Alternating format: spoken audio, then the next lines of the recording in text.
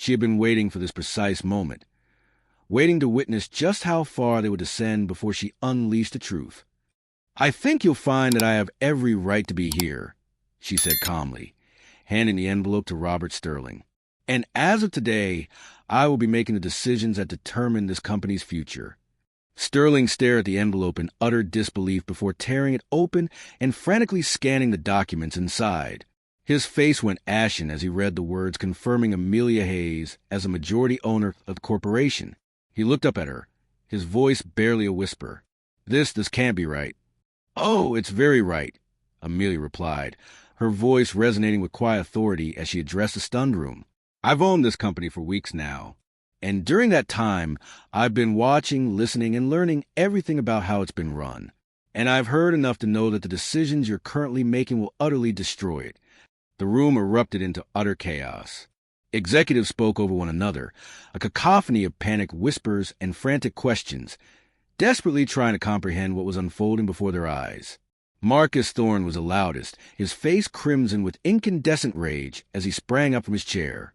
"You can't do this. You're just a janitor." Amelia turned to him, her gaze cold and unyielding. "I'm not just anything, Marcus. I'm the woman who now controls your job, your salary, and the future of this entire company. And I'll be making absolutely sure that people like you, people who think they can walk all over others without consequence, are held fully accountable." The room fell into a chilling silence once again as the profound weight of her words settled in. Amelia looked around at the faces of the executives who had so casually dismissed her for weeks. The same people who had mocked her, ignored her, and dehumanized her. She had endured their arrogance, their thinly veiled prejudices, and their profound ignorance. And now, she stood before them as their undisputed boss.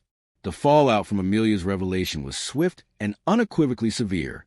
As she calmly took her seat at the head of the table, the power dynamic in the room shifted irrevocably. The executives who had once held all the control were now scrambling, desperately trying to salvage their rapidly collapsing positions. But Amelia wasn't interested in preserving the old, broken ways. She was there to meticulously dismantle the insidious rot that had taken root deep within the company and rebuild it from its very foundation. Her first order of business was simple and unyielding, to ensure that those who had perpetuated the toxic culture were no longer a part of it. Marcus Thorne and others like him would soon find themselves out of a job. Amelia would then begin the arduous process of transforming Sterling Solutions into a place where every employee, regardless of their role or title, was treated with genuine respect and inherent dignity.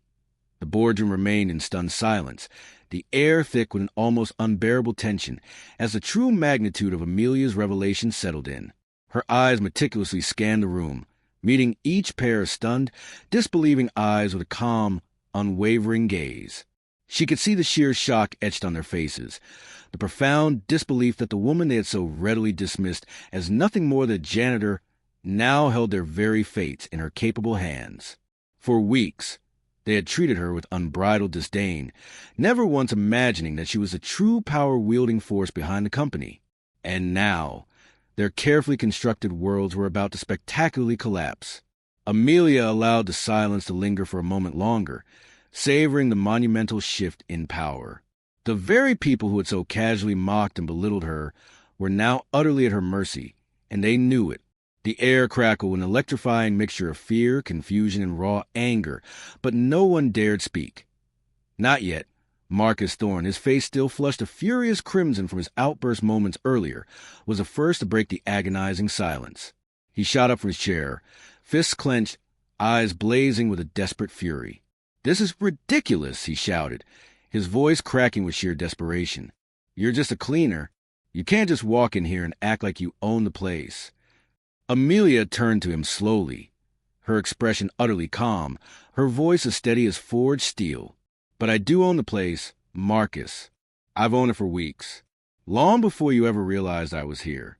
And during that time, I've seen exactly how you and others like you treat the people who truly make this company run."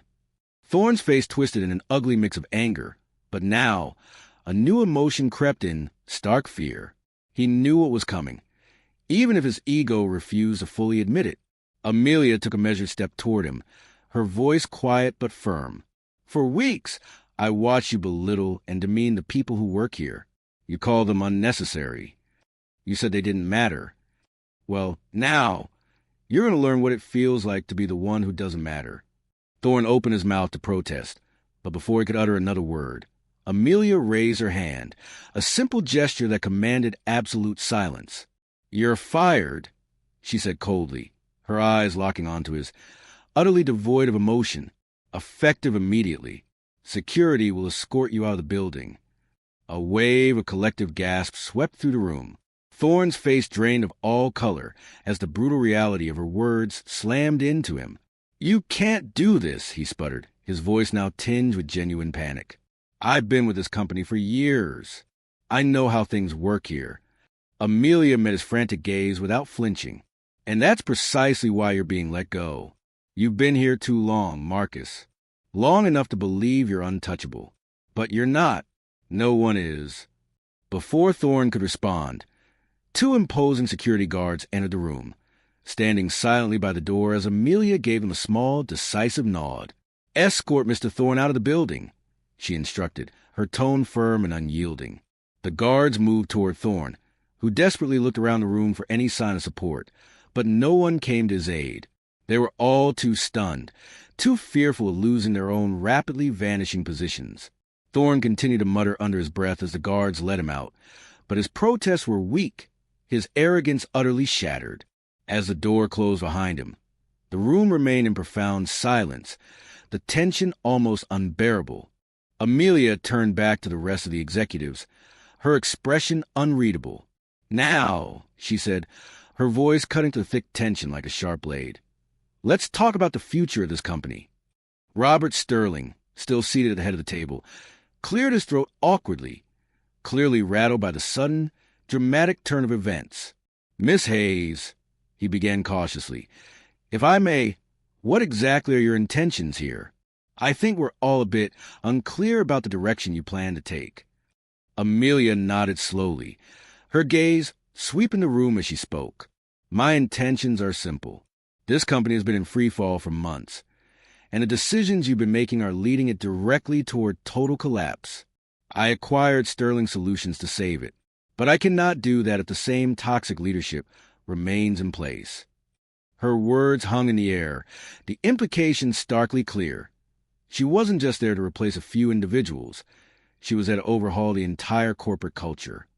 "For too long, this company has been run by people who believe they can treat others as if they're disposable," Amelia continued, her voice gaining a quiet intensity. "You talk about cutting jobs and outsourcing departments as if it's nothing, but you've forgotten that behind every number is a person. You've forgotten that the success of this company depends entirely on the people who work here, not just executives, but the cleaning staff, the administrative assistants, the workers on the ground."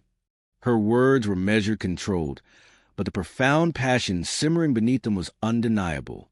She had spent her entire career fighting against the very kind of elitism and arrogance she had just witnessed in this company, and now she held the power to actually do something about it. "The way this company has been run is utterly unacceptable," Amelia stated, her voice firm and resolute. "And starting today, that changes." For the next hour, Amelia meticulously laid out her comprehensive vision for the future of Sterling Solutions. She articulated her plans for restructuring, not through punitive layoffs and ruthless budget cuts, but by investing strategically in employees who have been so cruelly overlooked for so long. She spoke passionately of innovation, sustainable growth, and long-term viability, concepts that had been conspicuously absent in the discussions led by the former executives. Some of the remaining executives listened in stunned silence, still trying to process the dramatic, unprecedented shift in leadership. Others, clearly fearful of losing their own positions, nodded along eagerly, desperate to demonstrate their support for new, radical direction. But Amelia wasn't interested in sycophants. She demanded real, transformative change, and she knew that meant meticulously weeding out the dead weight at the top. By the time the meeting concluded, several more executives had been quietly but firmly dismissed, their severance packages already prepared. Amelia had no patience for those who couldn't adapt to her visionary approach, and she made it abundantly clear that anyone unwilling to wholeheartedly embrace the new direction would be shown the door. Later that evening, after most of the remaining executives had tentatively left the building, Amelia walked through the now eerily empty halls. The office felt profoundly different now. Quieter, almost peaceful, imbued with a newfound sense of possibility. She knew that the sweeping changes she had implemented today were merely the beginning. There was still a monumental amount of work to be done, but for the first time in weeks, she felt a profound sense of accomplishment. As she passed the office where her name would soon be prominently engraved on the door, she paused for a moment, reflecting on the extraordinary journey that had brought her to this pivotal point. She had endured weeks of profound humiliation and blatant disrespect, but it had all been unequivocally worth it. She had witnessed the true, ugly nature of the people who had once wielded unchecked power in this company, and now they were gone. But more importantly, Amelia had proven something vital to herself. She had always known she possessed the innate strength to succeed, but now she also held the tangible power to genuinely change the lives of the people who worked for her. She had been granted the unparalleled opportunity to create a company where everyone was truly valued, where no one was ever treated as disposable. As she stood in the quiet hallway, a small, knowing smile graced her lips. The storm had come, it had raged, and it had passed. And Amelia had emerged, undeniably victorious a week later. Sterling Solutions was buzzing with a palpable, renewed energy. Word had spread like wildfire about the transformative changes Amelia had implemented, and the employees, those who had previously lived in constant fear for their jobs, were now cautiously optimistic about the future. The toxic culture that had once pervaded every corner of the office was being dismantled piece by meticulous piece, and in its place, something truly new and promising was beginning to grow. Amelia sat in her spacious new office, the sprawling cityscape stretching out before her like a living tapestry. On her desk lay a meticulously organized stack of files, each one representing a new opportunity, a fresh direction for the revitalized company. She had always believed that true leadership wasn't about imposing titles or wielding raw power. It was about the profound, positive impact you had on the lives of the people around you. And now, she had a profound chance to lead by example, to build a legacy of respect and ethical success. As she reached the first file, ready to dive into the demanding work ahead, there was a soft knock at her door. It was one of the cleaners, a young woman named Lily who had been hired just a few days prior. Lily smiled nervously, clearly unsure if she was truly allowed to be bothering the CEO. But Amelia, with a warm, welcoming gesture, waved her in. "Don't worry," Amelia said, her voice radiating genuine warmth. "What can I do for you, Lily?" The young woman hesitated for a moment, her eyes wide with a mixture of awe and gratitude, before finally speaking. I just want to say thank you for everything you've done.